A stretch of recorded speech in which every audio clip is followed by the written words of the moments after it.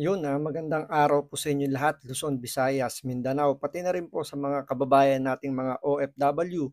Welcome po sa panibagong reaction video dito sa Makapili TV. So, eto po, pinagtanggol na naman po uli ni Pangulong Bongbong Marcos ang DPWH sa kanilang kapalpakan ng flood control project. So, hindi natin talaga alam kung bakit parang natatakot o hindi kayang kastiguhin ni Pangulong Bongbong Marcos ang DPWH tungkol doon sa flood control project na iniyayabang na 5,500 ang natapos sa loob lamang ng 3 taon under ang Marcos administration. Ngayon, imbis na kastiguhin, parang ijina-justify o pinagtatanggol niya yung DPWH na kumbaga hindi yung flood control project ang may problema kundi yung climate change. Ngayon, kung sasabihin kasi ni Pangulong Bongbong Marcos, climate change ang may problema, hindi po yung flood control project, parang may problema po tayo dahil alam naman natin na matagal nang may climate change. Kaya nga pinag-aaralan 'yan ng mga departamento, especially yung, itong DPWH, para yung kanilang mga gagawing proyekto, sasapat para, alam niyo yun, matugunan yung problema sa baha. Pero ang nangyayari, imbis na matugunan yung pagbaha, mas lalong ang sama ng epekto. Tulad na lang yung nangyari sa Camsur ngayon, 'di ba, sa parteng norte. Na tila yung tubig ang tagal humupa ng tubig dahil nga walang malabasan ng tubig, eh. Kumbaga wala nang mapuntahan. So, nagiging stagnant siya. So, dahil kung merong flood control project diyan, kahit papaano man lang yung tubig huhupa kaagad. So, hindi natin maintindihan kung bakit parang dito, napipikon na si Pangulong Bongbong Marcos na i-justify yung flood control project ng DPWH. Either ano 'to, natatakot siyang kastiguhin dahil, ito, appointed ng, kanyang pinsan or ng kanyang asawa o talagang alam niyo 'yun na may pinagtatakpan tungkol diyan sa flood control project na 'yan. So ito, pakinggan po natin yung mga naging statement ni Pangulong Bongbong Marcos tungkol sa flood control project. Pero bago ang lahat, kung hindi ka pa nakasubscribe sa Makapili TV, baka pwede naman pong pakipindot po muna yung subscribe button at the same time pa-like na rin po ng video, wala naman pong bayad yan. Kaya pindot na. So ito, panoorin po natin itong mga naging statement ni Pangulong Bongbong Marcos kung paano niya ipagtanggol ang DPWH sa mga kapalpakan nito tungkol sa flood control project. Nakita naman ninyo kung gaano kalaki ang naging sira sa infrastructure at yun ang tinitignan namin, in-inspection namin. Tapos yung kabuhayan at marami talagang ang laki na talaga ng tubig.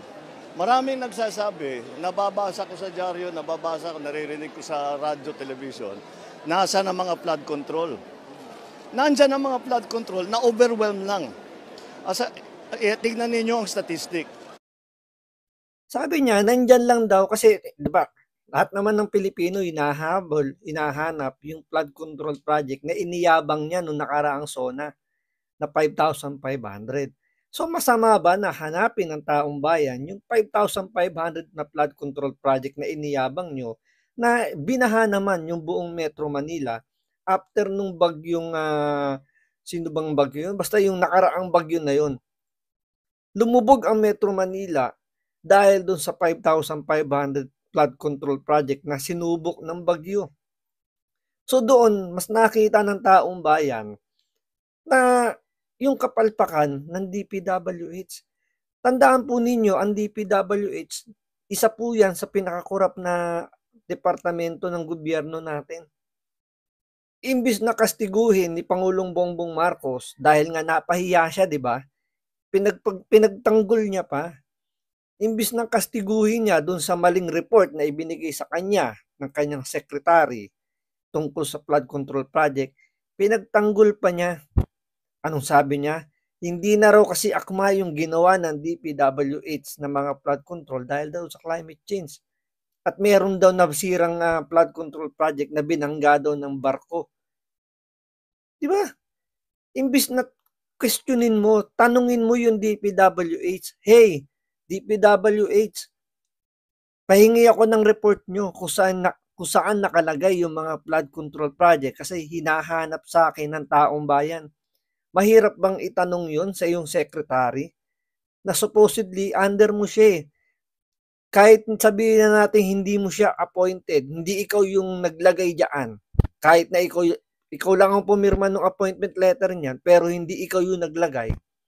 Pero pwede mong tanungin eh, saan yun nilagay? Patingin ako ng record, pahingi ako ng mga data kung saan nyo pinaglalagay yung mga flood control project kasi hinahanap sa akin. Pero until now, wala silang sinasabi kung saan nakalagay yung mga flood control project. Basta sinabi lang nila, meron silang nagawang 5,500 flood control project.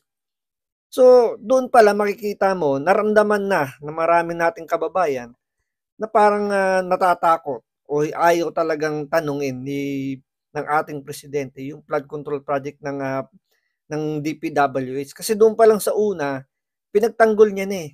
So ngayon dito, sumunod, ang sinisi naman ni Pangulong Bongbong Marcos is yung climate change.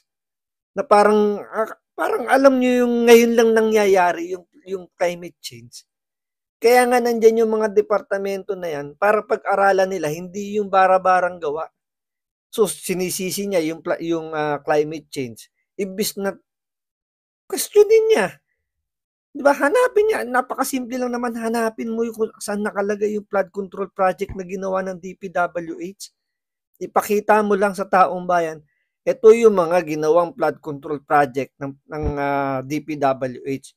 So sa nakikita natin, talagang hindi lang kinaya dahil ganito. Saka pwede mo i-justify ngayon 'yun. 'Di ba? Pwede mo i-justify ngayon 'yun. Ngayon, justify ka ng justify tungkol dyan sa flood control project na wala naman kayo pinapakita kung saan nakalagay, kung magkano ang ginastos. Pero base sa datos na nakukuha ng taong bayan at nababalita naman na almost 1.4 billion a day ang ginagastos ng Pilipinas, ng gobyerno nyo na pinamamahalaan nyo ngayon, 1.4 billion, pero still laganap pa rin po yung pagbaha at mas lalong kumbaga, mas grabe nagiging epekto tulad yung nangyari sa Kamsur, 'di ba? Grabe yung pagbaha doon. Na ginasusan daw di umano ng halos 61 billion pesos. Pero parang anyari, wala. Kaya nga hinahanap ngayon ng taong bayan yung flood control project na ginawa ng DPWH. Pero parang dito, pinagtatanggol pa ni Pangulong Bongbong Marcos yung DPWH, imbis na yung DPWH mismo ang sumagot. At questionin niya dahil siya yung Pangulo. Natural naman dapat na questionin niya. Pero dito, hindi nagsasalita ngayon ng DPWH. Siya ang nagsasalita ngayon sa DPWH. So parang lumalabas dito, siya ngayon ang spokesperson ng DPWH. Siya yung nagtatanggol. Imbis na sa kanya magpapaliwanag ang DPWH, siya mismo ang nagtatanggol sa DPWH.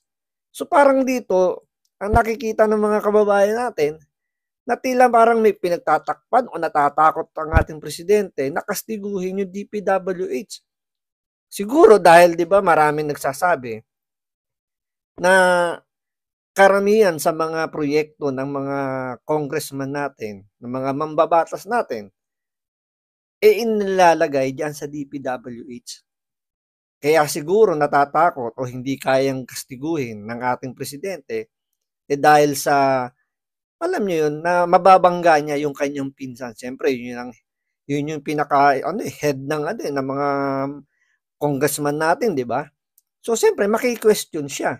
Dahil sabi nga ni BP Sara, sa kanila lang umiikot yung budget eh. Sila ang nagmamando kung sino bibigyan. So, kung yung mga pinagbigyan ng nila tambaluslos ng budget, nilalagay ngayon sa DPWH, malamang tatamaan nga naman yung ulo ng mga tambaluslos. Kaya hindi niya makastigo dito. Kaya ang ginagawa niya, isinisisi sa climate change. Nung bagyong Undoy, 400 plus centimeters ang bumagsak na tubig.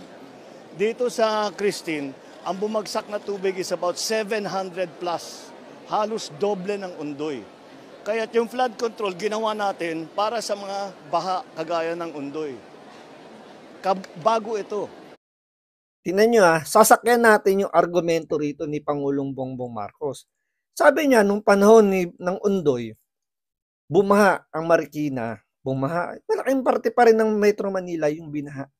So 411 daw yung ibinagsak na tubig ni Undoy. Samantalang Christine, doon sa Camsur sa Laguna, 700 daw ang ibinagsak na tubig ulan. Kung titingnan mo, medyo malaki nga naman, di ba? Halos doble. Pero nung panahon ni Undoy, saglit lang humupa kagad ang baha. Pero bakit doon sa Camsur, inabot ng ilang araw bago humupa yung tubig ulan? Di ba? Yung baha, bago humupa At napakabilis ng pag-ahon ng tubig, sabi nila. So, ibig sabihin, yung flood control doon is either ineffective or talagang wala. Kasi dapat kahit papaano mabilis or mabagal yung pag-akyat ng tubig at mabilis yun huhupa. Katulad nung nangyari sa Undoy. 'Di ba? Hindi ganun kabilis umakyat ang tubig pero mabilis din humupa yung tubig. Hindi inabot ng isang araw, nag-subside kagad ng tubig. Pero bakit dito sa Camsur, inabot ng ilang araw? So hindi mo pwedeng i-justify yung flood control nung Undoy doon sa Christine. Kasi siyempre, meron namang mga feasibility studies. Siguro naman ginamit ng DPWH yung utak nila para paano ma-predict nila na pwedeng mas marami yung tubig ulan. Kasi alam naman nila yung climate change Pinag-aaralan yan, ina-announce naman yan na talagang magiging worse and worse na yung magiging mga bagyo, yung pagbaha magiging worse. Bakit nakastick pa rin sila doon sa isang sabihin natin sa isang level? Halimbawa, nakastick pa rin sila doon sa flood control ng Undoy. Alam naman nila na yung climate change magiging yan, palala ng palala. So ibig sabihin, tataas ang tubig, pero mag-stick ka pa rin kung ano yung ginawa doon sa Undoy. Siyempre dapat gagamit ka rin ng utak na sinabi na nga na ang climate change talaga hindi maiiwasan, talaga magiging worst ng sobra yan. Kaya dito makikita nyo yung pagja-justify dito ng spokesperson ngayon ng DPWH. Medyo sablay. Parang unacceptable naman yung isisisi mo lang sa climate change yung kapalpakan ng DPWH. Parang itong spokesperson ngayon ng DPWH hindi yata na-orient ng maayos, kaya medyo nahihirapan siya ipaliwanag. Kausapin nyo yung mga tao. Yung mga lugar na gumuho ang lupa, ngayon lang nangyari yan. Hindi pa nangyari sa buong buhay nila, sa buong kasaysayan ng mga lugar na yon na gumuho ang lupa dahil napakalaki ng tubig. Tapos yung mga nabaha. Tulad niyan, tanungin daw yung mga tao doon. Yan magandang tanungin. Tanungin kung meron talaga silang flood control project na nakita sa lugar nila. Hindi yung kayo yung magsasalita na hindi nyo naman alam kung nasaan nakalagay yung mga flood control project. Wala nga nilalabas na datos yung DPWH kung saan nga nila pinaglalagay yan. Baka nga yung iba dyan, talagang wala pang flood control project, ginagawa pa lang. Pero yung budget nagamit na ibigay na dun sa mga kontraktor. Baka yung iba dyan, sinisimulan pa lang. Pero humihingi na ng maintenance para mapagtakpan yung kanilang mga kakulangan sa flood control project. O baka naman yung iba dyan, gumuho na dahil substandard. Diba? Ang dami natin nakikitang mga ginawang mga riprap, mga tulay na bumibigay. Makikita mo yung mga materyales parang questionable dahil talagang parang kung titingnan mo, substandard. Yun dapat yung tinatanong nitong spokesperson natin ngayon, na tinatanong sa DPWH na tingnan yung maigi yung mga inspection ninyo yung mga ginamit na materyales. 'Di ba? Parang substandard, 'di ba? Magkaroon kayo ng investigasyon diyan. Pero ang pinakauna diyan, dahil ang tanong ng taong bayan, nasaan ng flood control project, ilabas nyo kung saan nakalagay yung mga flood control project at kung ano-ano yung mga ginawang flood control project. Kung yan ba ay dredging, gumawa ng pumping station, nagkaroon ng kung ano-anong mga klaseng ideyang pang flood control, yun ang dapat ang ilabas nyo. Hindi i-justify kung ano, kung kumbaga wag nyo i-justify na kasalanan ng climate change yung malawakang pagbaha nung panahon ni Christine. Ganun din. Bumabaha siguro dati, pero hindi ganito kalaki. Nagbago talaga ang panahon. Kaya yung climate change na aming pinag-uusapan ay talagang naging nakikita na natin. Hindi na kailangan ipaliwanag dahil unfortunately. So wala na, tapos na ang laban. So wag na po tayong umasa na may makukuha tayong maayos na sagot tungkol sa flood control na ginagawa ng DPWH sa ginagastusan ng bilyon-bilyon. Dahil dito pa lang po sa ating Pangulo at sa spokesperson ng DPWH, wala na hong magagawa raw. So suko na siya at talagang ang sinisisi ay yung flood control project. So I mean yung climate change. So pag sinabing climate change dahil nga gawa yan ng kalikasan, wala na ho tayong habol. Sumuko na po ang ating presidente, hindi niya kayang kastiguhin ang DPWH, hindi niya kayang hanapin kung nasaan napupunta ang budget na binibigay sa DPWH para dyan sa flood control project. So mga kababayan ko, magtiis-tiis na lang po kayo dahil lang, kumbaga magtiis na lang po tayo sa mga kakaharapin nating baha. Dahil ang ating Pangulo po, sinisisi lang po ang climate change at hindi po yung DPWH. So pagpasensyahan nyo na po, mukhang hindi na po kaya ng ating Pangulo at ng ating spokesperson ng DPWH na ayusin ang problema sa baha. So pagpasensyahan nyo na po, ako na po ang humihingi ng pangunawa.